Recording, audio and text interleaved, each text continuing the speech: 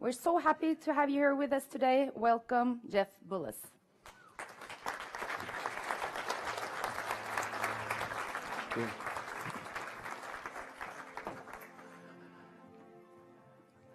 It's great to be here from the other side of the world. Australia's about 15 hours from anywhere. In fact, you are further than that. You're about 24 hours flying. So if I start falling asleep at the front here, just yell out, "Wake up, Jeff," okay? So I'm going to talk today about what I've learned in the last 7 years as a content creator. And I'm what you call an accidental content marketer. And I started with what is known as a passionate purpose. So I'm going to talk about the 3 things that you need to really get to succeed at content marketing. And if you do the first 2 right, it'll be fun, it'll be cool, it'll look great, but if you don't get the 3rd one right, you will fail at content marketing. So I want you to stay here till the end. Okay? So, in 1997, David Issei wanted to capture the stories of ordinary people. Not the heroes, not the billionaires, not the stars, the rock stars, the musicians. He wanted to capture just ordinary stories. So, he went and started interviewing ordinary people. He put a booth in New York Station, Grand Central Station. And he actually had a facilitator, and he actually got people to share their stories, and the facilitator recorded those stories. He recorded chats between daughters and mums, husbands and wives who have been together for 50 years. And these were beautiful stories, but from ordinary people. In 1997, David decided to go and interview the poor people, the poor men in the flop houses of New York. He took along with him his photographer friends, and he proceeded to sit down and interview these men that lived in these almost cages. They'd chicken coop around to stop these men jumping into each other's rooms. These men had very ordinary lives. These were the ordinary of the ordinary. But he believed that they had some stories to teach us. And content marketing is about stories. So he sat down and interviewed them, and he went away and wrote a book. And when it was in draft format, he took along the book and he sat down with one of the men. And he showed him his name in black and white on the one page where that story had been captured in a book. And as the man saw his name at the top of the page and read his story, he grabbed the book and he ran down the corridor and said, "I exist, I exist, I exist." That really touched me. And I'll tell you why. Because the social web has made us all publishers. That man had to wait for David Issei to turn up to interview him. Most of us in the past would have had to beg permission from publishers. We would have had to beg journalists to get our story written. Want to write a book? Go to Wiley, go to Penguin. Today, you no longer need to actually ask that permission. We have all become content creators.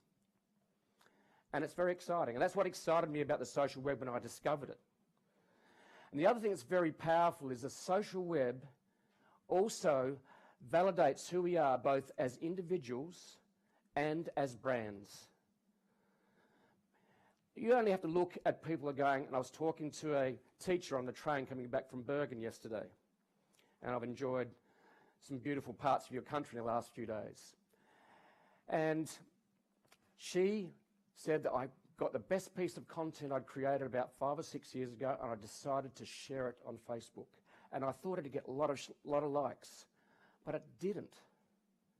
And you only have to look at all of us as we share photos on Facebook. We do Snapchat, we do Twitter. We're checking to see is our ideas, are our creations validated? And this is what makes the social web so powerful and why content marketing is so incredibly powerful.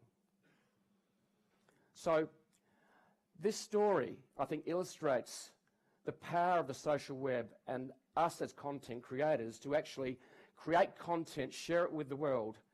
And I would like to pose this.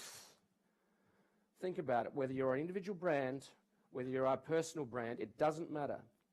I create, I publish, I exist. Because you might create something in private, but until you are willing to be vulnerable and put it out to the world, and this is the same for brands, you will not get the feedback you need to actually grow, whether you're a personal brand or a business brand. And I've spoken to very, very conservative brands such as banks. As we know, they're risk averse. And you have a look at the content they create or don't create. And they're afraid of making mistakes. So I want to put to you, both as individuals and also as business owners and also as corporations, to actually be prepared to put your ideas out to the world. Because when you do that, you will be really surprised what will happen. And over the last 7 years, I've never ceased to be amazed by the power of content to attract an audience. So what I'm going to do is I'm going to share a few things I've learned along the way. Because in 7 years, I've made a lot of mistakes. And Michael, I'm sure you've made a lot of mistakes. Joe's made a lot of mistakes, I'm sure. I've maybe made more mistakes than anyone else. I've even been banned from Twitter. I was distraught. Do they know who I am? So, anyway, I want to share a few things along the way. When I was young, about 5 or 6 years old, I discovered I had asthma. And I would spend days in bed fighting for breath. And it was so long ago, yes, I'm that old, there were no drugs for it. You were not sent to hospital. You just had to fight for breath, fight for it day and night. And I'm lucky to be here. When I was 11, I went along to the doctor, and the doctor said, there's some new research out. And he said, it shows that if you do some exercise, that asthma can go away, or you can actually breathe easier. And I went, wow, this sounds good. And at the age of 11, I actually was able to make a decision to actually go and start some exercise. So the next morning, I got up at 6 a.m. It was winter in Adelaide. It was cold. It was dark. And I put on my running shoes. And I proceeded to walk down the gravel driveway, open the creaky gate, and walk past Mum and Dad's bedroom, and proceeded to run around the park in front of our home. And I lasted about 4 laps. I almost collapsed. I hadn't run. I had asthma. And I decided to do it the next morning as well. I love pain, apparently. And I wanted to say, I'll get my brothers to run with me. And I'm the oldest brother, so the oldest brother has a little bit of authority when you're 11, and they're like 10 and 8 or something. And so what happened was they came around with me that one morning, and they stumbled after me. Next morning, I got up and asked them to come with me again, and they said, piss off, Jeff. I don't want to come for a run with you. So what happened was I continued to run every morning. Every morning. And I started to get better at it. I started to get much better at it. And when I came home from school in the afternoons, because this thing was working, my asthma was going away, I decided to take it to the next level. So I decided to run up into the hills behind my home. And I'd be gone for 2 hours at a time. You didn't know, but I'm actually the original Forrest Gump. Don't look like him, or do I? Maybe I do. Anyway, so I decided to persist. And what happened too was this. At the end of that year, I started winning races. And when I was 14, I was top 10 in my state of a few million people. Because the point about this is that content marketing is not a sprint. It's a marathon. And it's something that you just have to keep turning up and do every day. And you might be 6 months in, 12 months in, and you're going, this stuff doesn't work. It just plain doesn't work. Nothing's happening. And when I started my blog, I started creating content, and for 6 months, it was basically 10 people, 100 people a week, and it was tough. So I love this by Dean Carnegie. He's actually an ultra-marathon runner. Run when you can, walk if you have to, crawl if you must, just never give up. And as content marketers, this is really important to understand because we're used to the quick fix. Put an ad up, get quick traffic. So understand content marketing runs to a different beat. I know because I've done it. About 30 years later, I again was in a lot of pain, but this was emotional pain. I was in the middle of a divorce. I had to sell the family home. I had to close a business. And I decided that I needed to reinvent myself. And I stumbled upon Facebook. A lady I was going out with at the time said, join Facebook, so I did. And then I read a book by Tim Ferriss called The 4-Hour Work Week. Who's read The 4-Hour Work Week here? Anyone? And I said, wow, this is a digital lifestyle. This is the new digital world we live in. And Tim gave us the inspiration to consider business as usual because it's no longer business as usual. And then I came upon a book by David Meerman Scott called The New Rules of Marketing and PR. And in this book, he actually talks about the power of content to attract customers to you. And in the past 20 years, I've done a lot of cold calling. Who's done cold calling here? Do you love it? I hate it. It's one of those soul-destroying activities to turn up to work every day to make those cold calls, to get those appointments. So this really resonated with me. So I said, wow, the power of content to attract. So I continued to look at social media, and I noticed a thing about social media that really I found very, very interesting. Number one, okay, people were just obsessed with it. I went, wow. So there's something going on here. I noticed that on Facebook, and I noticed that on Twitter. And I joined Facebook in June 2008, and I joined Twitter in December 2009. And I noticed the same behavior, and I went, there's something going on. So I came across a HubSpot blog, and who's heard of HubSpot here? Do you know those guys generate 75,000 leads a month from content marketing? Just 75,000. And these guys are some of the masters of the universe at content marketing. If you want to go and see what they're doing and you want to learn, go and visit that site. So in a blog post, it said this to me: if you have just an idea of what you are passionate about, start a blog. So I did. And the passionate purpose is something that I think we all want to find in our lives, don't we? What are you on this planet for? And that same thing applies to brands. A brand has to have a purpose. A brand is not this soulless thing. It's actually built of people. Business is still about people. So I started my blog in 2009. And it was really fascinating to discover what happened when I started doing that. Now,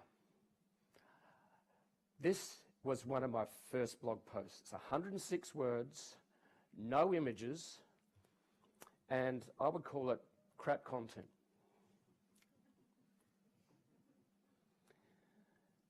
Don't look at the grammar, okay? But I think what you need to understand from this is that I was prepared to start. A lot of people I meet want to do a blog, they want to create content, but they're very afraid of being vulnerable. And this piece of content is something I wrote. And because I discovered that Jennifer Aniston had dumped John Mayer, her boyfriend at the time, because he was tweeting too much. And my partner said to me, she said, "Be careful, Jeff." I proceeded to keep tweeting. I was confident. So this is what I'd like to pose to you. If you're afraid of content marketing, willing to put your brand out there, and there's a lot of brands that are like that, and bloggers, done is better than perfect. It's really, really important to understand that. And I would say in this room, 50% of you are going to be close to the perfectionist end of the scale. And you're going to be very afraid of actually putting yourself out there and being judged, because the social web opens you up to judgment. It puts you in front of everyone. But when you start your first blog, no one knows you exist, by the way. It's later on that it gets rather interesting. It was an early morning, and my son needed to be dropped off at the railway station, and I'd been writing the blog about a year by this stage. And what was good was I was a night owl, I thought it was, and I used to write my blog posts late at night. This morning I dropped Glenn off, and it was about 5 a.m., 5:30, and I decided to start writing the blog post then, because it was just quiet, no one was up, I was already up, wide awake, and I decided to write. And I discovered this morning thing was great because it's when it's your time. No one else is around. There's no one to disturb you. There's no evening dinners that are going to get in the way. And what I discovered is by time blocking that morning that I had this place that was mine. So for the next about 4 years, I proceeded to get up at 4:30 a.m. and write blog posts 5 days a week. I know I'm mad, but what's required is this persistence to actually keep creating content. And guess what happened? The world started showing up. I got asked to speak in places like Italy, and they paid me. And this is actually before content marketing was even a term that was in the general population usage. So what's important to understand from this is that brands need to set apart time to actually do this. And in the beginning, it's not going to look like it, just like Michael mentioned, that it's hard to convince them about the ROI. It is so hard. Go and talk to bankers and try and convince them. That's really tough. Now, this is really important to understand as well, is that the power of passionate persistence, okay, is really important. Because content marketing, as I said at the beginning, is a marathon. And it's really important to actually consider this. Just like Thomas mentioned, he's expecting this to take him years. But what's really important is that when you start, whether it's a blog or whether you start creating content on your corporate site, is that you're building a digital asset. And it's really important to understand how important that is. And you need to persist with it. Now, what I'm talking about today, I stole from almost everyone. Okay? There's not much new under the sun. Guess who I went and stole stuff from? HubSpot, David Meerman Scott, Tim Ferriss, Copy Blogger. I even steal some of Joe's stuff. You basically don't need to go and reinvent the wheel. You just need to go out and look at what the best in your industry are doing and create the tactics around that and keep experimenting. Now, there's a real interesting shift in marketing. In the past, basically the only way you could market was to go to the 8 channels, pay for TV advertising, go and buy a TV ad, buy a radio advertisement. So what you really need to understand is this, is that today you need to think of content marketing as a digital asset build. It's basically just building it one brick at a time. There's a great quote by Stephen King, and Stephen King, the fiction writer. Who's heard of Stephen King here? Do you know he wrote a book which is non-fiction? It's called On Writing. Who's read that here? It's a fantastic book. In that book, the first 100 pages are about his passion for writing. The next 200 pages are about the writing toolkit. And what Stephen King was asked about, why he writes and what he writes, and the importance of just showing up every day, that one brick in the wall. And he said, have a look at the Great Wall of China. That was built one brick at a time, and now you can see it from space. It's important to understand that you are building an asset one brick at a time, one post at a time, one image at a time, one subscriber at a time. It's important that you really get that, because in 3 to 4 years, depending how quick you do it, 5 years, you will have a digital asset that keeps giving you traffic, engagement, and also customers. The thing we really need to understand too, as this is what I discovered as a blogger, is that if you're going to be creating content, you need to be passionate about it. If you're not, you are not going to last the distance. Really important to get that. So if you're just in it for the money, it's going to be really tough to get up early or stay up late and do the work. So what we need to do is we need to keep pushing ourselves to actually learn things as we go, to actually push our limits. And I really had to push myself because I'm not that technical. I don't do coding, so I wrestled with WordPress, would you believe? It was really tough for me. And what I've learned, though, is if I don't know it, I just hire someone now. But when I started, I didn't have the money to do it. My investment when I started was a $10 domain name. But what I did was have time and a passionate purpose. So whether you wanted to create your own online business or whether you want to build your brand, this is going to require that ongoing persistence. So let's have a look at the first step. Okay. In the digital world, you don't exist unless you get traffic. You've got to attract those eyeballs. You've got to get those readers in. Really important to understand that. So you've got to get that traffic. It's really important because without traffic, you do not exist. No one knows who you are. So it's a bit like dating. You've got to attract that pretty girl's eye across the bar. You've got to get their attention. So how do you do that? Okay. Early on, I discovered that social media was pretty cool. And it was when it was easy. Facebook worked. Now we have to pay for it. But I found out Twitter was pretty cool. It worked for me. So I proceeded to build my followers on Twitter. And when I started with Twitter, I didn't know what to do with it. I really didn't. And I found a tool recently that actually showed me what my first tweet was. Okay, I'm going to show you what that was. It's very, very insightful. Deep. Now, I'm going to lay the groundwork here for those of you who mightn't have heard of this.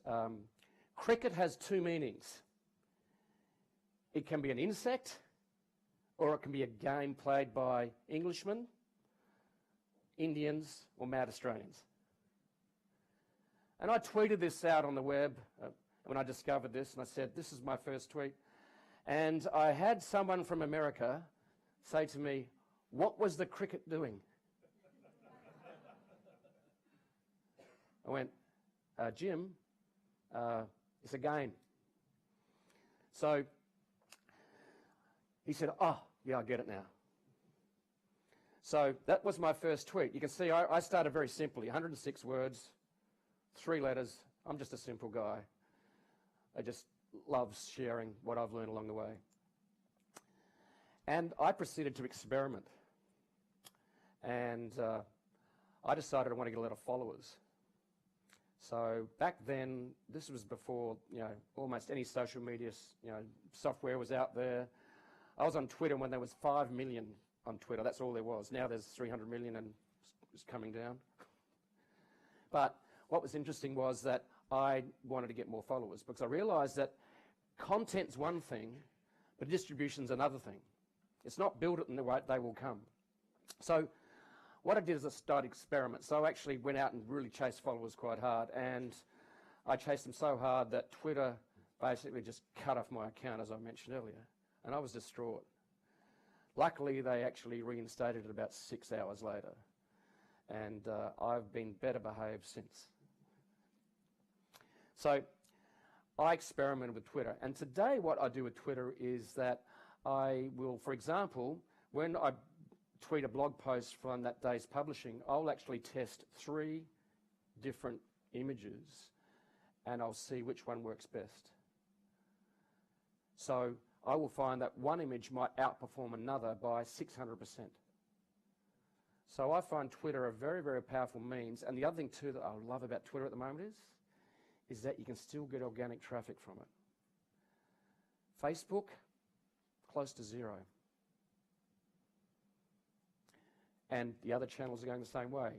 Twitter has changed its algorithm, but doesn't seem to have changed the organic that I'm noticing at this stage. Instagram's going to go the same route, and guess who owns Instagram? Facebook. So what do you think they're going to do?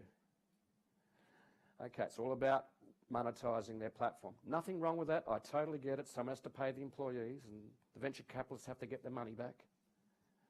But you've got to learn how the rules of the game are changing. Another way to get traffic is search engines. Now, getting organic search results is going to take you time. This is something that you'll have to earn.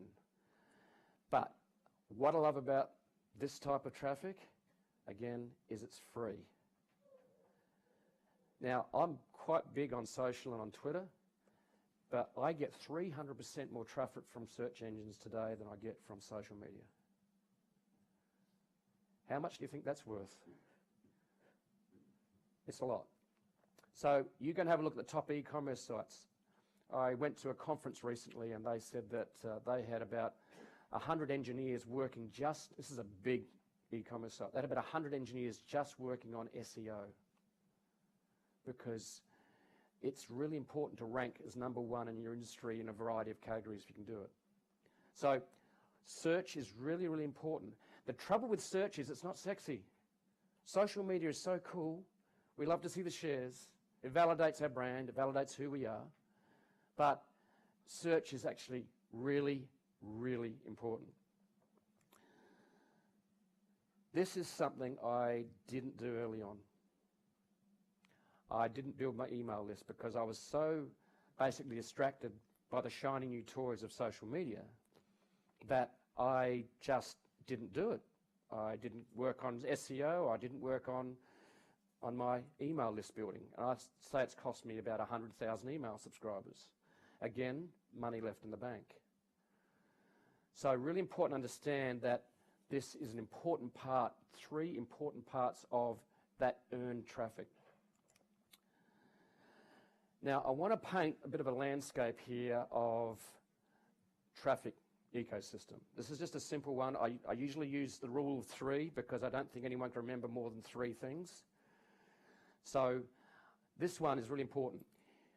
Earning traffic is great because it's free, but the challenge with this is it just takes time, right? So you can do that through earning search engine authority, or #2, you actually can build your email list, okay? Or sorry, your organic search results and also your social media followers. So I've built a big tribe on Twitter, got nearly 460,000 now, but that is one of my distribution systems. I've got to get my content out there. I treat social media as top of the funnel brand awareness. Here I am, This is me. I'm not selling anything. I'm just giving you some great free content. And I remember going to Italy when I got invited to speak for the first time in Europe. And I sat down with them at dinner and I said to them, I said, why did you invite me to speak? And they said, because we saw you everywhere. Who's heard of Edelman PR company here? Okay, some of you. They're one of the biggest PR companies in the world. They put out a trust barometer every year. In that barometer, they actually research what builds credibility and trust between customers and brands. And what they discovered is that if you're only seen once, your trust factor is about 3 to 5%. If you're seen 3 to 5 times, your trust factor and credibility goes up to over 50%. So what I did early too was actually made sure that I put my content as many different places as possible. And it's really important to actually create that brand awareness, because then you would actually need to bring them to the bottom of the sales and marketing funnel. So the thing about either paid or earned, okay, being paid is very simple, Facebook ads or Google ads or banners. Okay, we all know about these things. The goal of each of those, earned and paid, is to bring them to your website and then own them. Because otherwise, you are at the mercy of the changing algorithms of Google search and Facebook and Twitter. So what you need to do is make sure you do that. And about 18 months ago, I decided to really focus on this. I'm known as the sort of social media guy, but I learned that it wasn't enough. Multi-channel marketing is really, really important. So what I needed to do is I needed to concentrate on capturing those email lists, people that want to get my content regularly.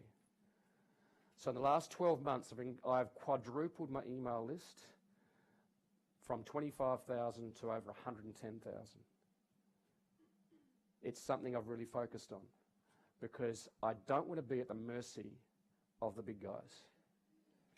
And it's really important to understand as brands. I've spoken to a lot of what I call big companies, and I have a look at what they're doing in this space, and I can tell you that almost 90% of them are not doing this very well at all. They are really, really bad at this. And they've got money, but they don't get how it works. So understand that. Okay, to end this first section here, I want to talk about Movoto. These guys are a real estate brand in the USA. And they decided that they wanted to get more traffic. And about 3 years ago, they had about 1,500 visitors to their blog every month. That's all. You know, not big traffic. A lot of people would like 1,500. But what they decided to do is they're going to get serious. So they went out and looked at some of the best in the world in terms of how they were doing it, how they were growing their traffic. These guys were very good at growth hacking. Now, growth hacking is a way of getting traffic basically by doing a whole range of different tactics. So this is what they did. Okay, what they did is they looked at some of the big publishers of the world. They looked at BuzzFeed, they looked at Viral Nova, they looked at Upworthy. They realised the importance of headlines. And to give you an idea how important headlines are, I'm going to touch on a little bit, but basically with Upworthy, they actually asked the editors to provide 20 headlines for every post. Because a good headline can create 6,000% plus more traffic. They wanted to maximise sharing, and that's really important. Whether it's on Twitter, Facebook, yes, it's getting tougher, but you still need to put it there. And they hustled their content to online influencers. What they did is every person who was in charge of a different niche on the team, the marketing team, had 30 people they actually had to send an email to every day and let them know about content they'd created. They hustled. And this is really important to understand, is that just build it and they will come is not going to be a very good tactic. You've got to go out and hustle your content. You've got to let the world know. Really important to understand that. And they built a website that was easy to share as well, because I've gone to many websites and blogs. I'm going, where is the sharing button? Okay, sometimes designers got involved, and what's happened is that they've grayed it out and it's small, it's down the bottom, and you just can't find it. Or it's a one little thing that brings up a whole bunch of other sharing. So the challenge is making sure you make it easy to share. And I love the quote by Steve Jobs. He said, "Great design is not how it looks, it's how it works." So you might have quite a boring looking website, but if you design it for the social web, you might be surprised how well it can do. The other thing they learned too wasn't just about building email list headlines, it wasn't just about getting influencers involved, that they really need to optimize for search engines. So they went on a whole variety of tactics to actually increase their traffic. Guess what the results are today? They get 18 million visitors a month to a real estate blog. Not bad, is it? Because they hustled their content and they learnt from the best. So all those tactics they were doing were not what they created. They actually put their own stamp on it. But what was important to understand was they hustled their content, they learnt, and they persisted. Second step. Once you've got their attention, you've got to look interesting. So you've got the pretty girl's eye, you might have caught the eye of the guy across the room, for the ladies I'm saying. And then what you've got to do is strike up a conversation. You've got to be interesting. And that's what great content is about. You've got to make it attractive. You've got to be interesting. Okay, and that takes time. I wasn't good at writing when I started, but you've got to learn to make yourself interesting, whether it's a podcast, whether it's a video channel, or whether it's something written, or it's images. And you need to keep trying, experimenting with different stuff. So, this is Johnny Henriksen. Johnny sent me an email about 4 years ago, and it was very short, badly written, and he said, "Would you be interested in coming and speaking to us in New Zealand?" I said, "Okay, cool." And I almost didn't respond to him because it's so badly written. I said, "This is a spammer, or is he this guy for real?"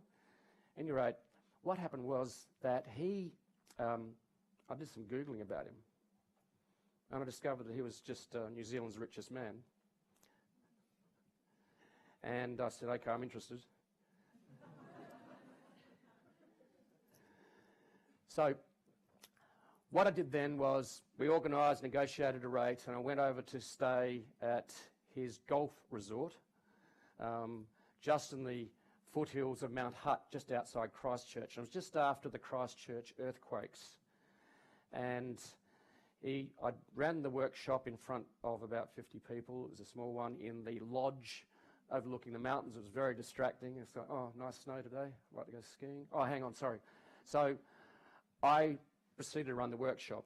And anyway, that night, Johnny and I went out to dinner with some other people, and he sort of pulled me aside and said, "Jeff, I'm doing this startup because I'm really overrunning these, resorts like this. It just doesn't feed me. I don't enjoy it." And he said, "I'm doing this startup called Shuttle Rock." I went, "Okay." So I said, "Okay, what's Shuttle Rock about?" And he proceeded to tell me, and I said, "Oh, it sounds interesting." He said, look, what I'd like to do is I'd like to have you on the board of the startup, and I'd like to give you some shares. So I thought about it for a long time. 2 seconds. I'm in. So today, Shuttle Rock does user-generated content at scale.